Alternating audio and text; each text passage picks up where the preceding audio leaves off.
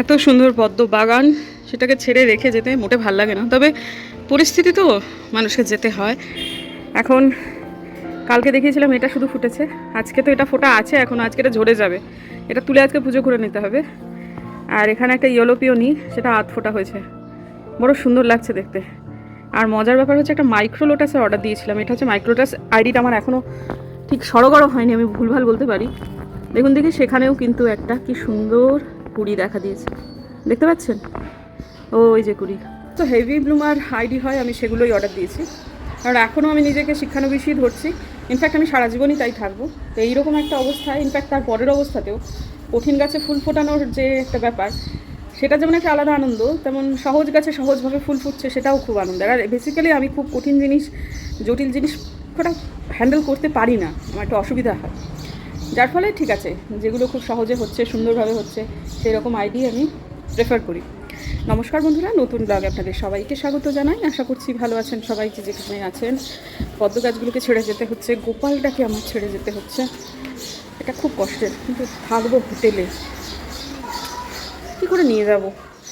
যাই হোক, একদম তৈরি আমরা বেরোনোর জন্য। আলপনা দি থাকছে, ওপরটা আলপনা দি, গোপালকে পুজো টুজো দেওয়া সব কিছু হচ্ছে। নিচে কাকু গেছেন হচ্ছে কাকিমাকে নিয়ে আসতে। আমরা একটু বাদেই বেরিয়ে যাব, হয়তো কাকুর সঙ্গে দেখা হবে। আলপনা দি তো থাকছে, আলপনা দি গোটা দিনই থাকছে আজকের দিনটা। কারণ প্রচুর এখনও মামুনি আসেনি, মামুনি আসার টাইম হয়নি। প্রচুর কাজ আছে আজকে মামুনি, প্রচুর জামা কাপড় এসেছে আমাদের, সেগুলো সমস্ত কাচবে, ধোবে, মেলবে। তারপরে আলপনাদির নিচে পুজোটা আলপনাদি করছে আজকে, উপরেরটা তো আমি করে নিলাম, নিচের পুজোটা আজকে আলপনাদি করবে। তারপর টুকি টাকি এটা ওটা, ওদের প্রথম দিন একটু অসুবিধা হলেও হতে পারে, কোথায় কী আছে সেটাকে বুঝিয়ে দিতে হবে আলপনাদিকে। সেসবের জন্য আলপনাদি আজকে গোটা দিনটাই থাকছে। এবং তারপর হয়তো সন্ধ্যেবেলায় বেরিয়ে যাচ্ছে, ওরা তো থাকছেই, যেহেতু সন্ধ্যেবেলাতে বেরিয়ে যাচ্ছে। সেটা ও বলছে ওর বেরোতে ইচ্ছা হলেও বেরোবে, না হলেও বেরোবে না। হয়তো বা 1 ঘন্টার জন্য বেরোতে পারে, সেরকমই তো বলছে। তা বেরোতে পারে মানে বাড়ি যাবে একটুখানি, তারপর আবার রাত্রেবেলায় চলে আসবে। ওপরটাতে আলপনা দিয়ে থাকছে। আসলে আমি কোনো ফ্লোরই খালি রাখতে চাইছি না, আর আলপনা দিয়ে খুব সাগ্রহে থাকতে চাইছে, যার ফলে ওকে রেখে যাওয়া, মানে দোতলার জন্য। আর একতলার জন্য তো কাকু কাকিমা আছেন। চলুন, গাড়ি এখন আসার টাইম হয়নি, কিন্তু আমাদের একদম সম্পূর্ণ রেডি। অলকাদি সকালবেলা এসে 1:30টার মধ্যে এসে রান্না বান্না সব করে দিয়ে গেছে। সব প্লাগ অফ আছে কিনা সেটা চেক করে যাচ্ছি। হ্যাঁ, সব কিছু ঠিকঠাক আছে মনে হচ্ছে। ওই ঘর থেকে করতে করতে এলাম। ও বুঝেছেন, ভুলে যাচ্ছিলাম, একখানা রুমাল সাথে লাগে ভাই, সেটাই ভুলে যাচ্ছিলাম করতে।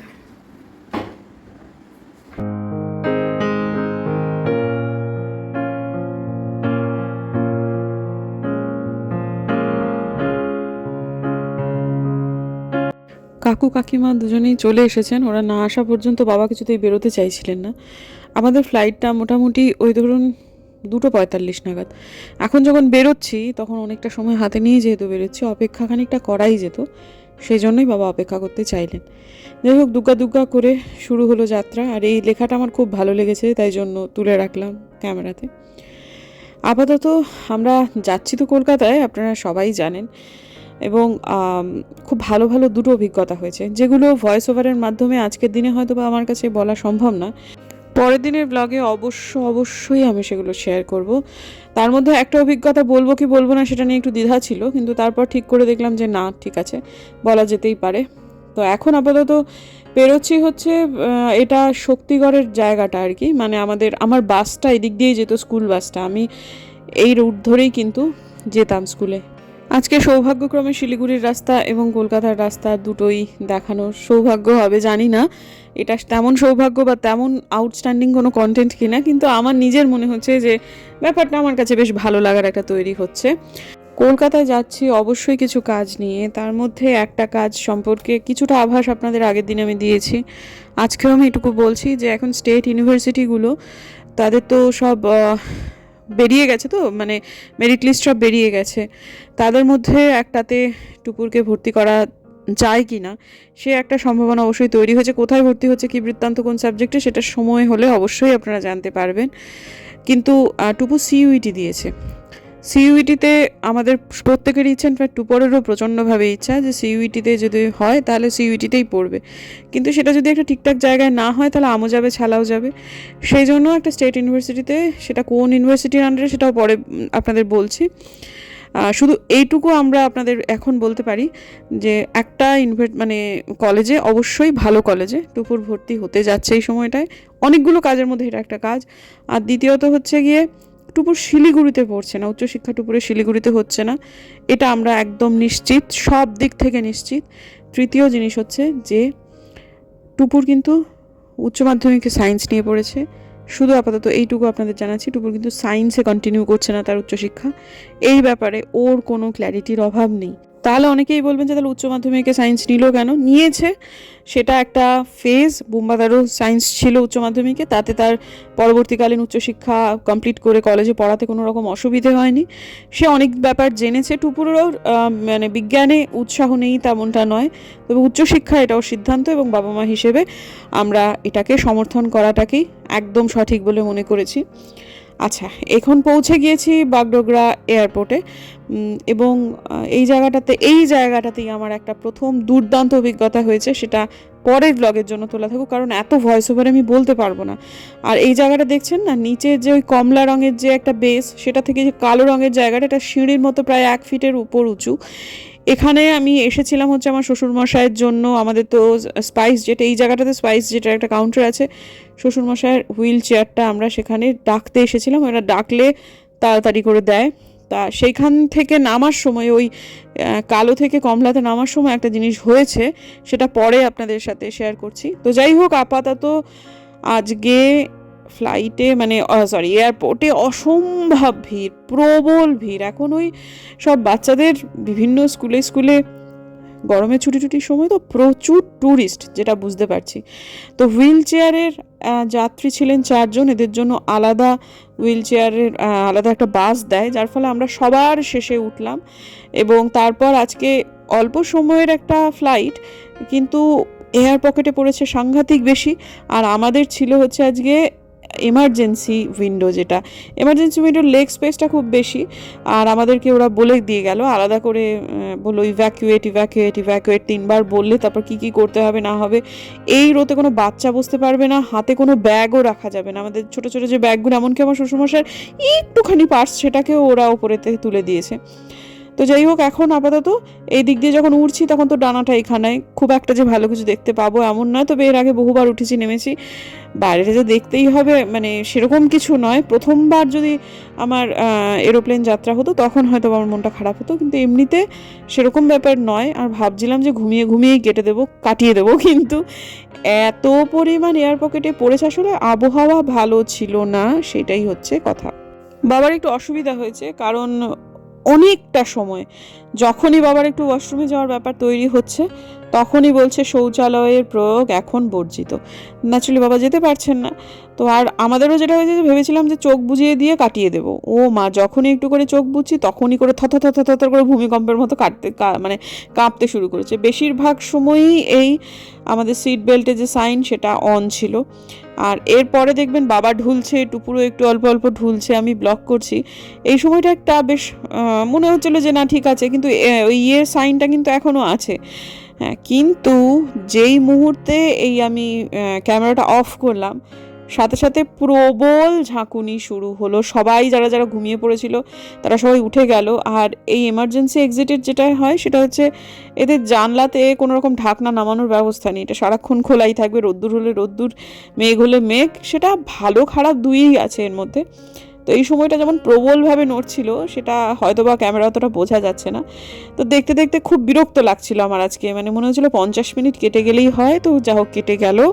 এরপরে এখন আমরা নামছি, কলকাতার মাটি দেখা যাচ্ছে, বাড়িগুলো দেখা যাচ্ছে, ভালো লাগে এই সময়টা, সত্যি সত্যিই ভালো লাগে। কোথাও যখন উড়ছি বা নামছি, যত সহস্রবারই ফ্লাইটের অভিজ্ঞতা হোক না কেন, এই দৃশ্যটা দেখতে সত্যি সত্যিই ভালো লাগে। আগে প্রবল হারে কান তালা ধরতো, কিন্তু এখন অনেকটা মানে যাতায়াত হয়ে যাওয়াতে কানে তালা ধরার সমস্যাটা এখন কমে গেছে। তবে আমি এই স্পাইস জেটের যেটা খেয়াল করছি, সেটা হচ্ছে এদের ল্যান্ডিং এবং টেক অফ দুটো খুব স্মুথ। যখন এরকম একটা পরিস্থিতি সৃষ্টি হয়, তখন কিছু কষ্টটা করে নিতে হয়। কিচ্ছু শোনা যাচ্ছে না, ভয়েস ওভার দিয়ে দেবো। বলছি যে যখন এরকম পরিস্থিতি, যখন তুমি আটকে আছো বাসের মধ্যে বা ট্রেনে, তখন এরকম দাঁড়িয়ে ধরো যে সারাদিন ধরে এক্সারসাইজ করতে পারছো, তখন করে নিতে হয়। দিকে করলে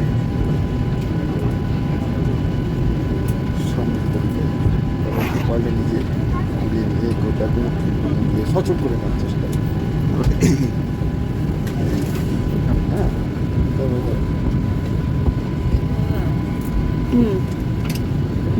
এবার ধাক্কা লাগবে লোকের। হয়ে গেল কিছুটা ক্লিন, মাত্র শরীরটা একটু ঝরঝরে হয়ে গেল, সময় নষ্ট হলো না।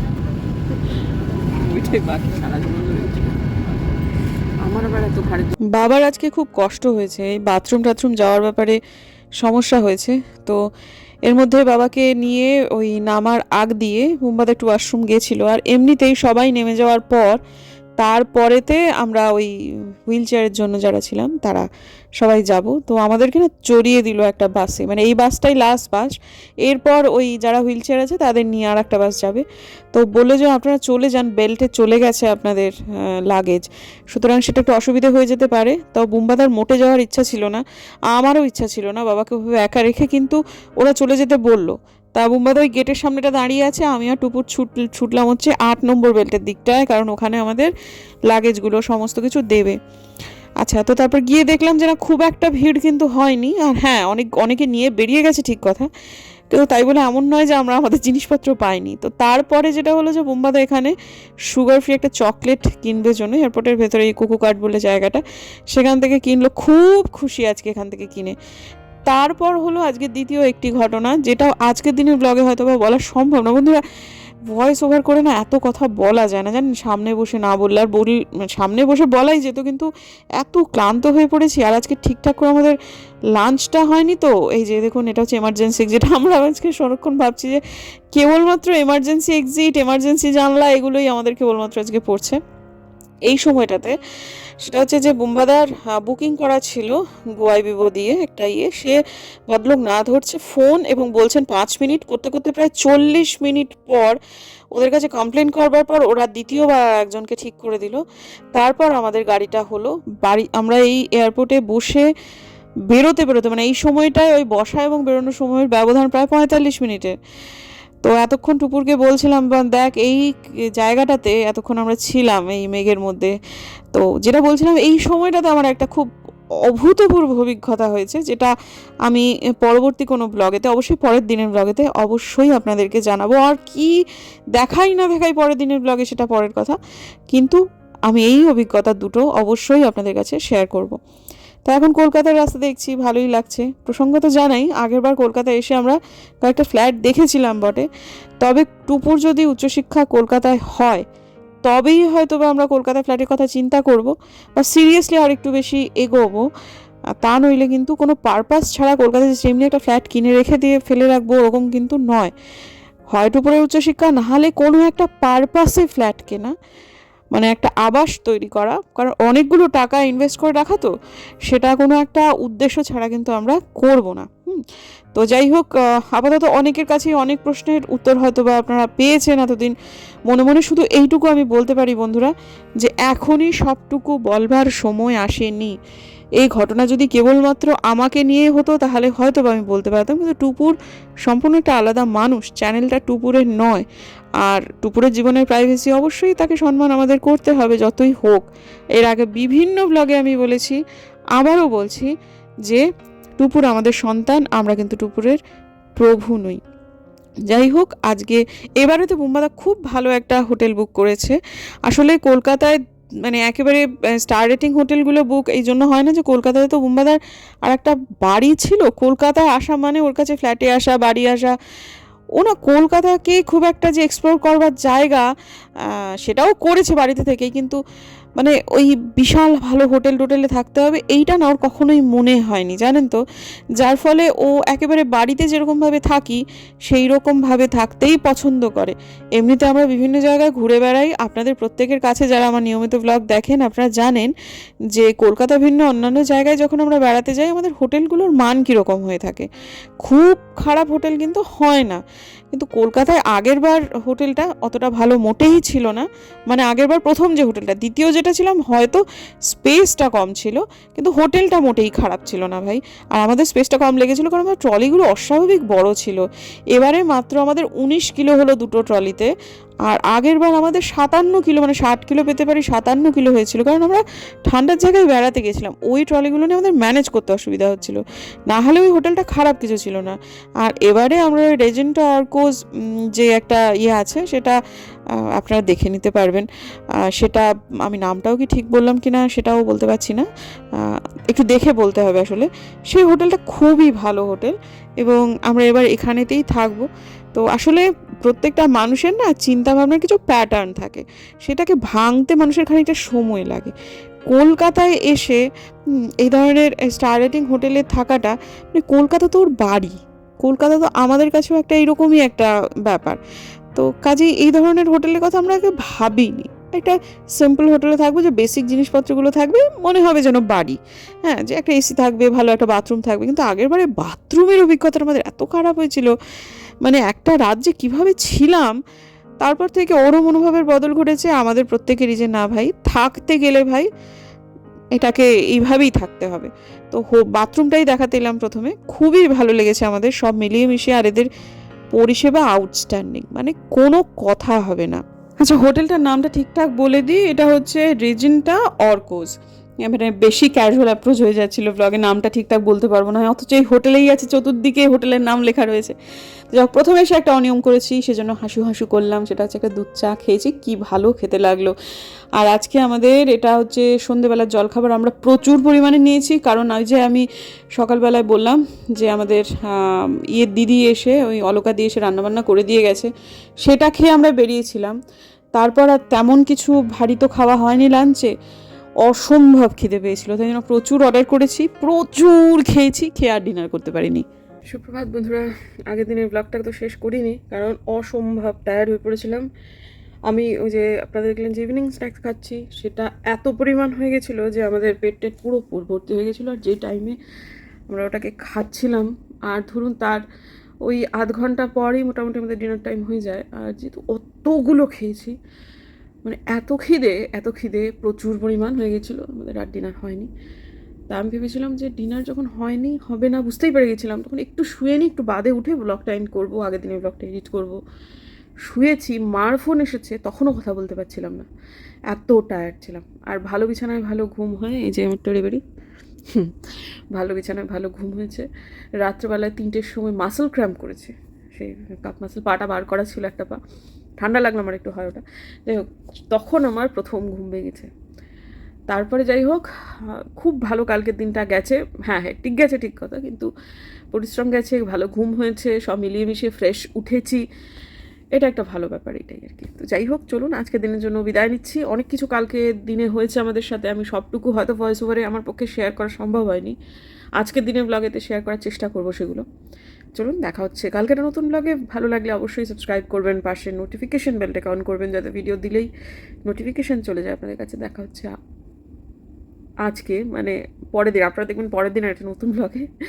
ততক্ষণের জন্য টাটা।